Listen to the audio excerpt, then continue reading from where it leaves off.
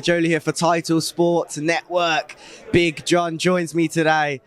The head honcho here. Johnny Fisher's father, of course, ahead of the biggest fight, I think it's fair to say, of his career. It's good to see you again. How are you doing? I'm all good, thank you. Rushing and tearing about as always, but wouldn't want it any other way. So just massive thank you to everyone who's bought a ticket.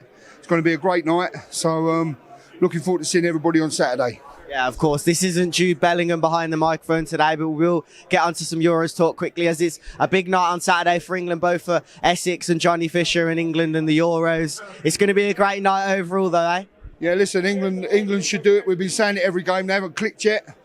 I think Gareth needs to be a little bit more adventurous.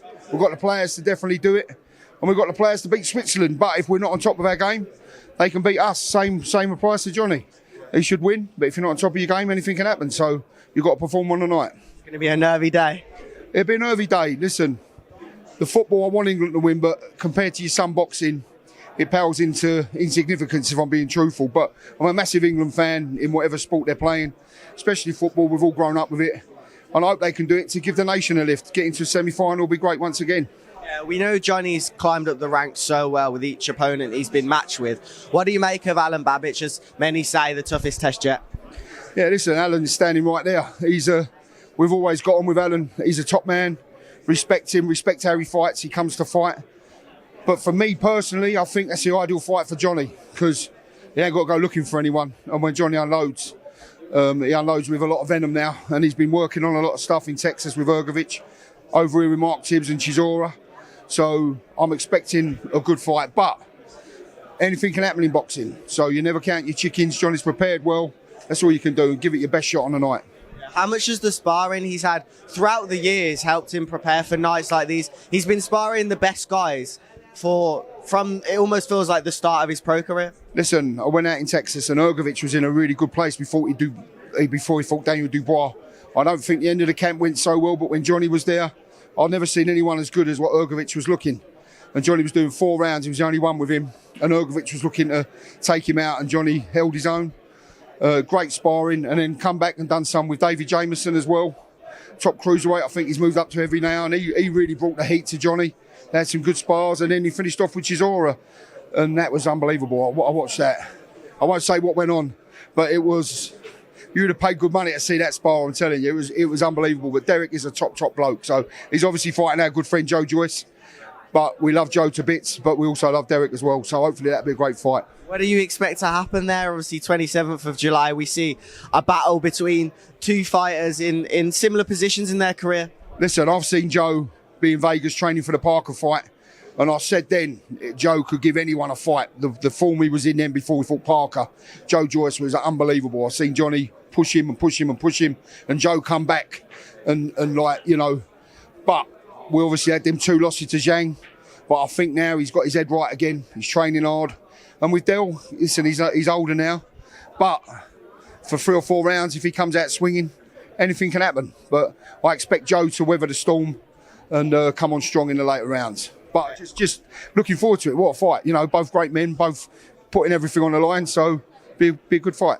It's going to be exciting after this weekend with Johnny as well. You're going to be starting to hear him get mixed amongst these names at the top of the division, or certainly closer to the top. Listen, one fight at a time. That's all you can do. That's all Johnny's ever done. Just talking to Eddie out there. Johnny's got a massive following, and me too, believe it or not, in Australia. So we're talking, come through this and looking to fight in Australia at the end of the year. That'd be massive. But you can't look past, hello Jamie, you can't look past Saturday night, because he's got a live opponent in front of him. And as I said, it's sport, anything can happen. So you've always got to keep your feet on the ground and just worry about that next fight. Johnny Fisher versus Liam Parrow. Listen, I think whoever he fights, don't matter, but one fight at a time. Alan Babbage is the only name on the list at the minute. I think he's a bit too big for Liam Parrow anyway, but obviously... I don't even know him. You said a name, I ain't got a clue who it is. Who is he? Super lightweight, just became world champion. Right, well, there you go. I don't really follow the lightweight, so ignore my, whatever you call it. I'm really like the heavies and some super middles and light heavies, you know, but yeah, so forgive my ignorance. problem at all. Joe Parker will be the name we want to see it. Joe Parker's show, I think he's fighting. I mean, what a fight! What he's done lately as well, unbelievable. Yeah, let's just finish off on the obviously September 21st. I'd have to ask for your opinion on what would be one of the biggest in British boxing history in Wembley Stadium as well, between AJ, between Dubois. Listen, Johnny sparred Dubois countless rounds, and I've seen many of them.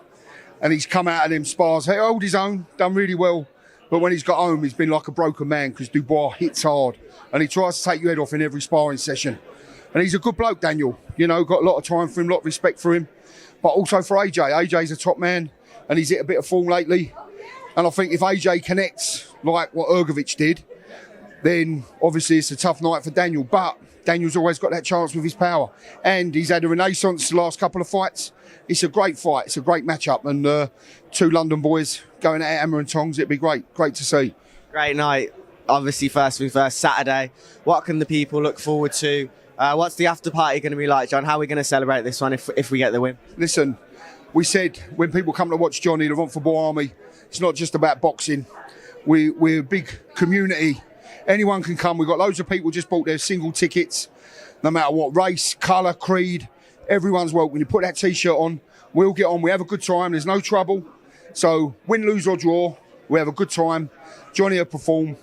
And, yeah, we'll have a good time. And that's what it's all about. On to the next one. John, pleasure. Thank you very much.